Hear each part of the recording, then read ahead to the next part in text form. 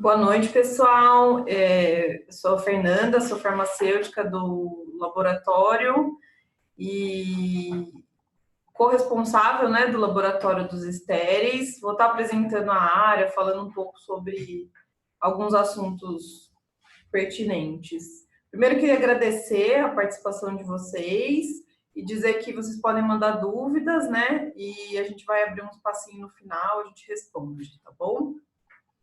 Então, vamos lá.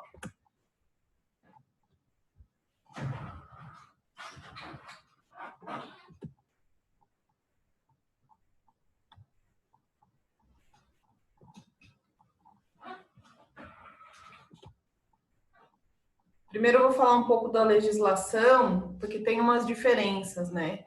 Em primeiro lugar, a farmácia exclusiva veterinária responde para o MAPA, que é o Ministério da Agricultura. Então, em 2004, lançou-se um decreto que ele diz respeito à fabricação, controle de qualidade, mais comercialização e de produtos de uso veterinário, mais questão de importação, mais questões comerciais. Então, a gente sentia uma necessidade, nós farmacêuticos, né, já da área, sentíamos uma necessidade de termos regulamentações mais específicas, né?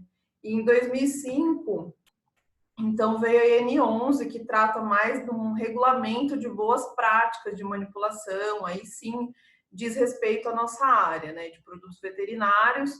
Também veio com ela um anexo, uma parte dos produtos veterinários estéreis, além de algumas adaptações da homeopatia para a área veterinária.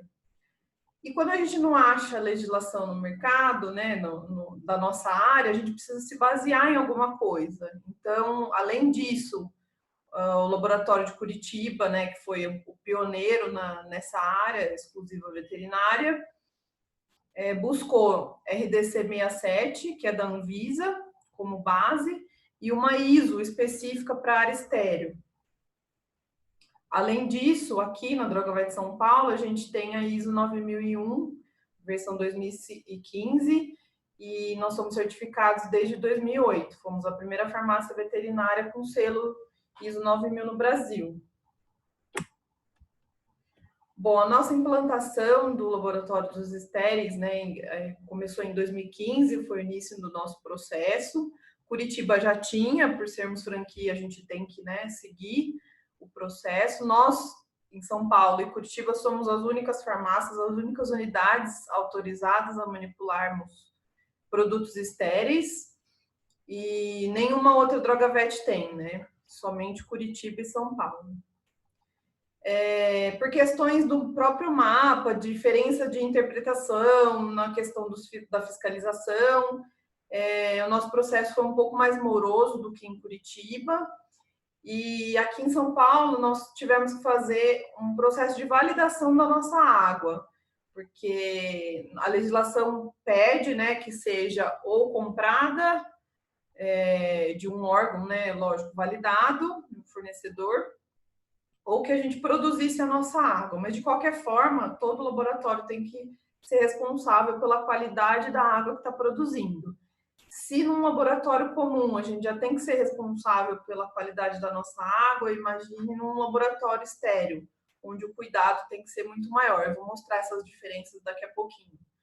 Então, esse processo levou 2 anos, de 15 em 15 dias a gente fazia amostra, fosse domingo, fosse feriado, o que fosse, de 15 em 15 dias, um farmacêutico acompanhando todo o processo de coleta, mais um responsável, né, do laboratório que fez, em parceria com a gente. Então, durante 2 anos, essa amostra de água foi acompanhada e semanalmente é feitos testes internos de endotoxina e mais testes mensais de todos os tipos de água. Então, a gente faz água potável, água do osmose reversa lá do laboratório, fazemos desse ultra purificador. Então, o nosso processo de água foi bem criterioso. Então, Drogavet Curitiba, que foi a pioneira no laboratório dos estéreis, fez um processo de validação. Ela validou o processo pela Ortofarma, né? como se fosse uma chancela de um órgão que veio e viu todo o processo da manipulação desse laboratório dos estéreis. Então, todas as manipulações, todos os produtos, nós seguimos, por sermos franquia, a gente segue o mesmo processo, o mesmo padrão. E o processo de Curitiba ele está totalmente validado, além da questão, né, requisito legal do mapa, ele está validado pela Ortofarma. Isso é uma garantia, né, uma segurança maior nossa. Para novos produtos, quando eles são exceções, um pedido especial, alguma patologia específica, algum pedido, né, do veterinário, a gente faz sob demanda. Como é um laboratório que demanda muito detalhe, muita exigência, muito registro, que eu vou mostrar para vocês, são feitos por lote, isso a IN11 permite, então a única questão, né, por sermos franquia, é que para um novo produto, assim, que a gente vá produzir em larga escala, que a gente perceba que está uma procura muito grande, a gente pede autorização para a Drogavet Curitiba. O Firicoxib foi um exemplo desse e alguns outros. Curitiba ainda faz, além dos produtos estéreis, os injetáveis. A gente já chegou a produzir aqui, a gente vai retornar com essa manipulação. E no futuro próximo, os citostáticos. A gente estava desenvolvendo aqui, já pedimos autorização do mapa, tudo, mas Curitiba vai lançar primeiro essa parte dos citostáticos, provavelmente para o ano que vem. Eles já estão mais avançados. E depois vão liberar para a gente fazer também aqui. Bom, a nossa estrutura física. Eu vou contar um pouquinho como que é uma diferença de um laboratório comum de um estéreo, né? Porque eu não sei se vocês conhecem um laboratório de manipulação. Nos eventos que a gente costuma fazer aqui, né, em loco, a gente traz os veterinários e a gente leva vocês para conhecer e a maioria não conhecia esse mundo, né? Então, o laboratório de manipulação ele já segue regras, já segue algumas diferenças. Agora, um estéreo ele tem muito mais critério, né? Questão de estrutura física. A gente tem um corredor dedicado, um laboratório praticamente dentro do laboratório. Um sistema de ventilação e ar-condicionado exclusivo, que ele tem um filtro. Uma anticâmera para cada porta, inclusive na entrada. Sala de manipulação ela é dedicada. Eu tenho que dizer para o mapa qual é o tipo de produto que eu vou manipular nessa sala. O controle de qualidade ele é exclusivo daqueles produtos. Toda matéria-prima que eu manipulo lá, eu faço teste de biocarga. Isso é obrigatório fazer. Então, por mês, a gente faz de todas as matérias-primas. A questão do sistema de ar, ele tem um sistema diferenciado de ar, filtro EPA em todo o laboratório, e ele precisa que seja, né, o máximo de pureza possível. A nossa classificação, que a gente também tem que fazer, né, classificação anual, além da manutenção, no mínimo ISO 8. ISO 8 ele permite que até 100 mil partículas por metro cúbico. A única sala minha que é ISO 8, é a de lavagem, e o restante é ISO 7, que ela é abaixo dessa classificação. Abaixo quer dizer melhor, né? Então, a nossa classificação já é acima do que o mapa pede. Então, eles até elogiaram da última visita que eles fizeram. Lá, a gente, para evitar, né, qualquer tipo de contato, tem que ter muito cuidado. O número de pessoas que frequenta lá é limitado. A gente mantém todas as portas fechadas, inclusive da lavagem. Tem vários outros detalhes que num laboratório de manipulação comum, principalmente o dos biscoitos, a gente não pode dizer que a gente não tem esse cuidado, mas lá a gente, além de ter o cuidado, a gente precisa registrar tudo. Tudo que é feito lá, a gente tem que fazer esse registro. Principalmente da limpeza. Então, teto, parede e chão, ele já tem um material diferenciado, com tinta epóxi, né? Não tem canto nenhum, nem no teto, nem no chão, nos rodapés. Ele foi preparado e desenvolvido por uma empresa especializada, né? E portas também, ela tem sistema eletromagnético de segurança para somente abrir uma quando a outra está fechada, para não ter contato com o ar, né? Esse que é o princípio da anticâmara. Então, a gente tem antecâmara na produção e nas entradas. A limpeza é feita do teto, parede e chão antes da manipulação e depois. Isso é obrigatório. E a manipulação é feita com o uniforme. Então, ou seja, o manipulador ele entra, gasta uma roupa para fazer a limpeza, depois ele despreza essa roupa, sai porque ele é obrigado a limpar a área no dia da manipulação e ligar a luz do UV, do fluxo laminar, durante pelo menos 40 minutos. Aqui a gente liga 1 hora. E nessa 1 hora, o manipulador ele tem que se organizar, porque tudo que ele vai levar para dentro, ele não pode ficar entrando e saindo, né? Então, ele tem que se organizar muito bem, tem que saber separar os materiais e, principalmente, esterilizar esses materiais, porque tudo que é feito lá dentro, a vidraria é toda esterilizada 1 vez por semana, as matérias-primas são esterilizadas frequentemente, duram 1 semana, as diluições também duram 1 semana, tudo não fica armazenando o produto lá dentro para não correr risco de contaminação. A limpeza é feita com rodízio de saneante, tem utensílio específico para essa área da manipulação e outros específicos só para o laboratório dos estéreis e outros separados para o laboratório comum. Esses utensílios, para vocês terem ideia, o tecido que a gente usa no MOB para fazer essa limpeza, ele é esterilizado, a gente tem controle e registro disso, a esterilização também dura 1 semana desse produto. Então, tem que ter um controle, assim, absurdo de tudo que a gente faz lá dentro.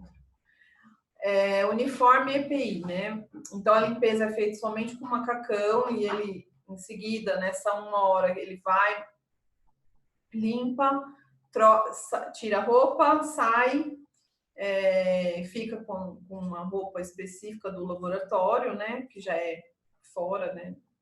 Jamais entra com uma roupa dele, da rua, lá para dentro da sala de manipulação, isso a gente não permite. E todas as vezes que ele entrar e tiver que fazer qualquer coisa dentro do laboratório, mas não na sala de manipulação, todo mundo que estiver ali precisa pôr luva, lavar as mãos e pôr máscara. A gente orienta que lave a mão, não como ele lava para manipular, mas lavar a mão com sabão, rodízio de sabonete todas as vezes, e ficar de luva, para evitar ao máximo qualquer contaminação, né? Que ele leve qualquer sujidade, né? O farmacêutico é o Gustavo, que está respondendo por essa área. Hoje ele estava manipulando, então a gente faz essa troca. Agora ele está me cobrindo lá em cima e eu estou aqui fazendo a parte dele aqui embaixo, apresentando para vocês. Ele é o responsável, né, pelo estoque, pelo treinamento do colaborador que auxilia nessa manipulação. E os citostáticos é uma atividade privativa do farmacêutico. Então, no futuro, somente o farmacêutico vai manipular esse produto. Já o manipulador, ele é exclusivo também da área. Ele tem que ser um perfil dedicado, criterioso, muito atencioso, bem ágil e bem organizado, porque ele precisa saber o que ele precisa separar, o tanto de coisa que ele precisa diluir, quais coisas ele vai levar para dentro, a quantidade para não levar nem a mais e muito menos a menos, porque não pode sair. Uma vez que ele entrou, colocou a roupa, ele não pode mais sair. Então a gente perde, isso dá um prejuízo no processo, né? Que já é um processo mais caro, mais custoso. Tem que gostar de trabalhar sozinho. E ele tem que ter uma alta disciplina e gestão do tempo, porque ele precisa fazer muito detalhe, esterilizar a vidraria, se organizar, colocar lá, enquanto ele limpa, ele esteriliza a vidraria e assim por diante. Tem vários processos, microprocessos, e é bem complexa essa manipulação. A gente tem que tomar cuidado também com outros perfis, né? A gente tem que ter, na hora de selecionar a pessoa que vai trabalhar lá dentro, não pode ser muito estabanada, muito expansiva, gostar de conversar, aquele perfil que é mais expansivo já não pode nem trabalhar no laboratório, muito menos um perfil num laboratório onde ele vai ter que manipular o tempo todo dentro de um fluxo laminar com as mãos, assim, ele tem que ter controle do movimento, né, dele.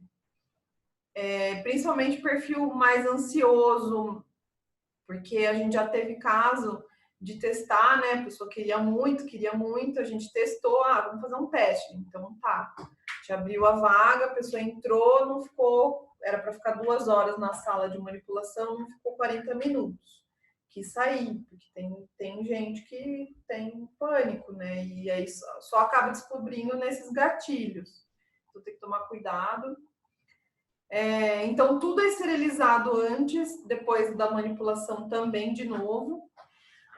E aí ele organiza, então, o estoque mínimo das preparações, confere todo o material que precisa para manipulação e tal. Falando de esterilização, a gente tem que pensar também o que eu estou esterilizando e como eu vou esterilizar. É um procedimento muito complexo, porque eu tenho muitas coisas, né? Eu tenho embalagem, eu tenho roupa, eu tenho a caixa que eu guardo a roupa, eu tenho os meus óleos, as minhas bases. Se essa base é oleosa ou aquosa, depende qual membrana eu vou utilizar, por qual tipo de filtração eu vou fazer. Então, eu tenho que pensar muito bem. O nosso frasco OSD ele é feito com raio gama, a esterilização dele. Então, ele já vem do fabricante da Alemanha, ele já vem esterilizado. Então, essa foi uma das grandes vantagens da gente trazer esse frasco para cá, além de outras vantagens que eu vou mostrar para vocês daqui a pouquinho. Numa manipulação comum, vou falar a diferença, né, de uma manipulação comum de uma estéreo. Na manipulação comum, normalmente se pesa, tritura, leviga, solubiliza e adiciona um ativo. Em seguida, a gente envasa, coloca na embalagem e passa, né, pelas conferências, faz teste de pH, peso médio e esses testes aí. Numa manipulação dos estéreis dessa área, a gente tem que verificar todo o material e programar os quais vão ser os processos dos ativos de esterilização, etc. E aí verificar, né, quantas membranas vai ser necessário. Para vocês terem ideia, um frasquinho de colírio de 10 ml, uma membrana, ela filtra mais ou menos um frasquinho. Então, para quantos frasquinhos eu vou ter que manipular? Quantas membranas eu vou ter que colocar? Então, é essa conta que a gente tem que fazer. Aí a gente leva tudo lá para dentro, né? E, além disso, num produto, quando é feito sob demanda, a gente faz um a mais para a gente ter, né, de retenção aqui para eventuais testes e que são feitos posteriormente. Isso está na legislação. A manipulação de um estéreo, de um injetável, vai além, né, tem uns processos além. É feito pesagem, a levigação, solubilização, coloca os ativos, isso lá dentro da área. A gente verifica todo o material e já programa os processos de esterilização dos ativos e bases. Mas o frasco, ele só é despirogenizado, né, porque são vidros, depois que é feito o teste de endotoxina. Então, a gente manipula a solução, coloca num frasco estéril lá dentro, numa quantidade, aí envia a amostra, né, a quantidade de amostra para o teste, é terceirizado, ele leva mais ou menos 30 dias. Aí, então, quando é feito o teste liberado, a gente já com os frascos, né, programados e despirogenizados, a gente faz a filtração e envasa. A filtração é um processo complexo também. A gente volta para o laboratório, programa, porque a bomba de vácuo-pressão ela é grande para o tamanho da autoclave. Então, eu tenho que dividir essa bomba em duas partes. A gente esteriliza tudo na autoclave. Na autoclave, a gente pelo menos usa 2 horas a cada esterilização. Então, só de esterilização, eu levo um dia praticamente para esterilizar tudo que eu vou utilizar. Então, tem que ser muito programado. E aí, depois que faz essa filtração, já com tudo esterilizado certinho, a gente faz o jateamento com azul de metileno e verifica o frasco a frasco, né? É um teste visual. Vocês vão ver no vídeo a revisora de ampolas. E aí, o azul de metileno diz se o frasco está bem vedado ou não. Então, é feito esse teste visual, que a legislação pede que se faça, além do teste, né, de vedação, teste para ver se não tem nenhuma sujidade no frasco. Às vezes fica assim um pelinho do paninho estéreo, apesar dele ser estéreo, a gente já, né, um tecido específico para isso, às vezes pode acontecer. Então, registro e análise, a gente registra tudo, limpeza, ambiente, pressão negativa, análise de mando manipulador, análise de bancadas, para ver se tem bactéria, sujidade, a qualidade do ar também é feita análise microbiológica, registro de uso de todos os equipamentos. Então, eu liguei a estufa hoje, utilizei, eu tenho que registrar, usei autoclave, a mesma coisa, registro de produção dos lotes, registro de produção de água, então a gente registra absolutamente tudo. Falando um pouco da produção de água, o nosso ultrapurificador, então, ele é um super ultra osmose reversa, ele tem vários sistemas, ele é um pouco além, né, um pouco não, muito além do osmose reversa comum, ele tem sistema duplo de filtração por carvão, mais o deionizador e a membrana de osmose reversa. Além disso, ele tem um filtro de luz UV e na saída um filtro microbiológico. A diferença dele para um osmose comum, reversa comum, é que a osmose reversa tem um filtro de carvão e não tem a filtração por luz UV. Então a água é pura, pura, pura mesmo. Ela é a água mais pura que tem. Esse é o nosso frasco SD. Eu trouxe duas fotos de exemplo, né? Ele tem uma membrana na própria tampinha, tanto que ele é mais comprido. Então, ele evita o líquido que está, né, no interior, ele não tem contato nenhum com o ar de fora.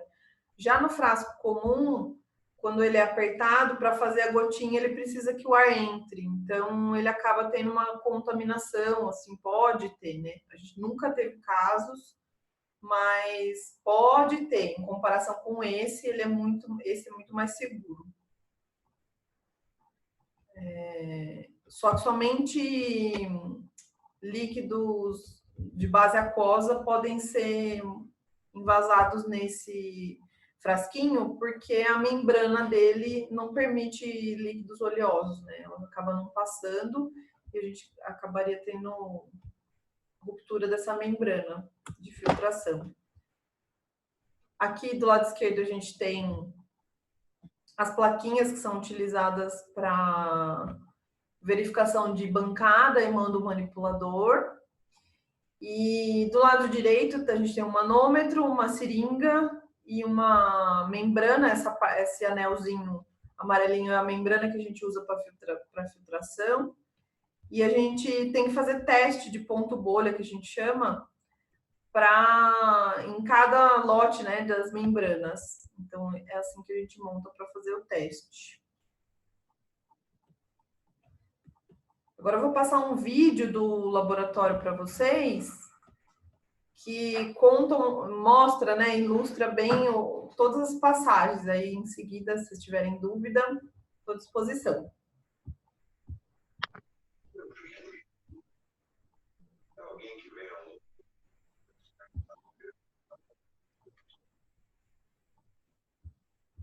Então, acho que eu não tenho para ver a carta dessa criança.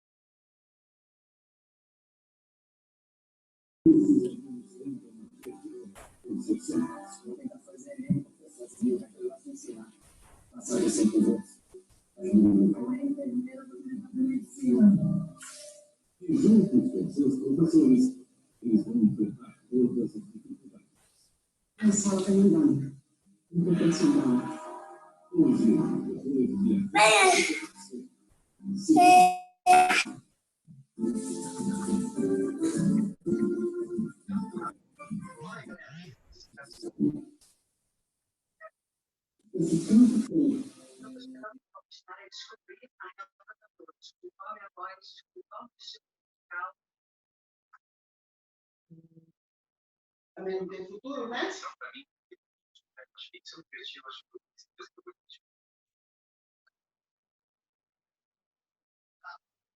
Vivenciar esse momento algo super.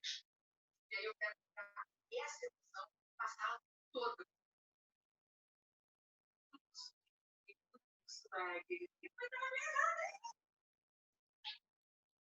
Eu já conheço. Tá estreia, gosto de coisas.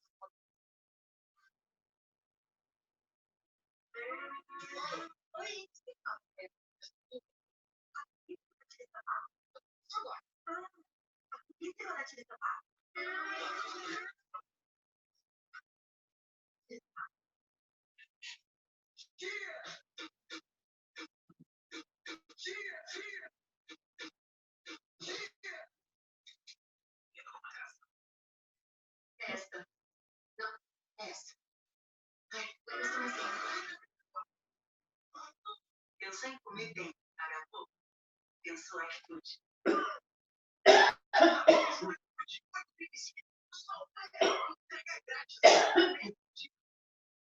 Pensou comida, pensou.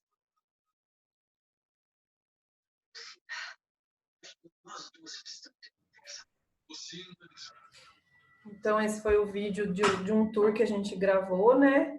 E foi só ilustrativo, a gente não estava manipulando nada, foi um final de dia que a gente queria lançar o frasco novo, que ele aparece aí no final, né? Então, a gente gravou só para deixar claro que não era dia de manipulação, tá?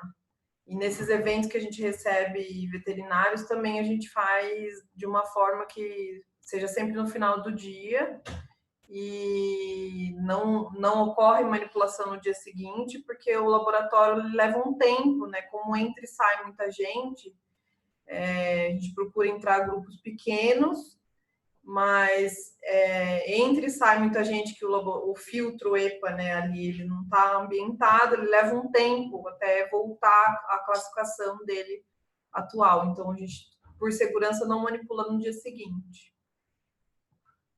Então, é isso. Então, a gente está disponível para perguntas, se vocês tiverem. Obrigada pela participação.